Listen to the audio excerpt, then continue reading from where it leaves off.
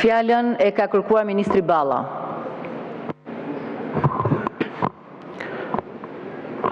E kërkova fjalën thjesht për të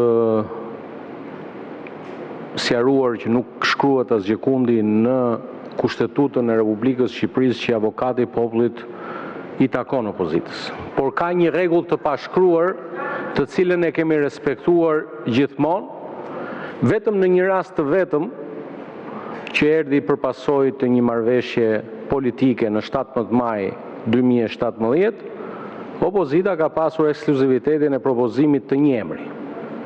Në rast se ju keni dëshirë të kthehemi në një marrëveshje si në 17 maj 2017, patjetër nuk ka ndonjë problem, duhet diskutuar. Por në të gjitha rastet e tjera ka pasur një proces. Dhe procesi është një proces, modeli më i mirë ka qenë ai viti 2012, kur grupi parlamentar i Partisë Socialiste në opozitë në atë kohë hapi një proces të hapur, ku konkuruan një numër i konsiderueshëm kandidatësh, por dhe përgjatë atij procesi, më vjen keq që këtu nuk është zoti Patozi apo drejtues të tjerë të grupit parlamentar të Partisë Demokratike, dhe përgjatë atij procesi ka pasur një konsultim me grupin e mazhorancës për të rënë dakord për emrin. Kështu që ju nuk mund të vini të thoni o ky, o Rame vdishëm, por zoti Peleshi në mënyrë të përsëritur përpara zotit Peleshi edhe zotit Çuçi, përpara zotit Çuçi edhe unë si kryetar grupi, ju kemi thënë që hajde të ndërtojmë një proces.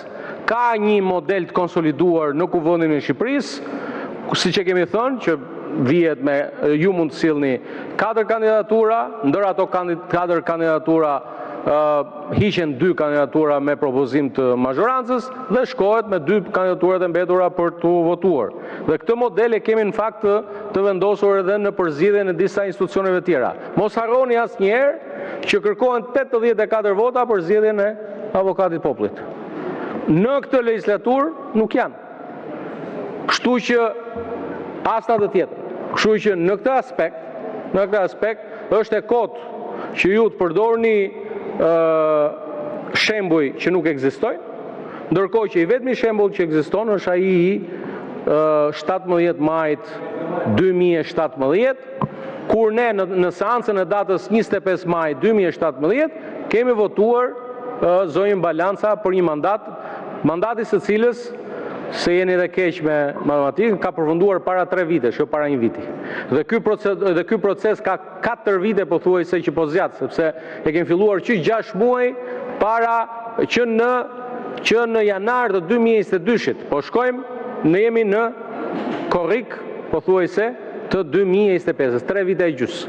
Prandaj mos e kërkoni përgjegjësinë ke grupi parlamentar i Partisë Socialiste, por merrni përgjegjësinë që e keni shkaktuar vetë, nuk keni dashur vetë ta zgjidhni avokatën e popullit, dhe ndërkohë që zoti Peleshi ishte shumë i qartë në atë që sqaroi që koha e mbetur për të kryer një procedurë sipas edhe standardit, sipas edhe praktikës parlamentare është e pamjaftueshme për ta konkluduar. Por nëse ju zgjoheni nga gjumi, zoti Peleshi ishte i qartë. Faleminderit, zonja kryetare.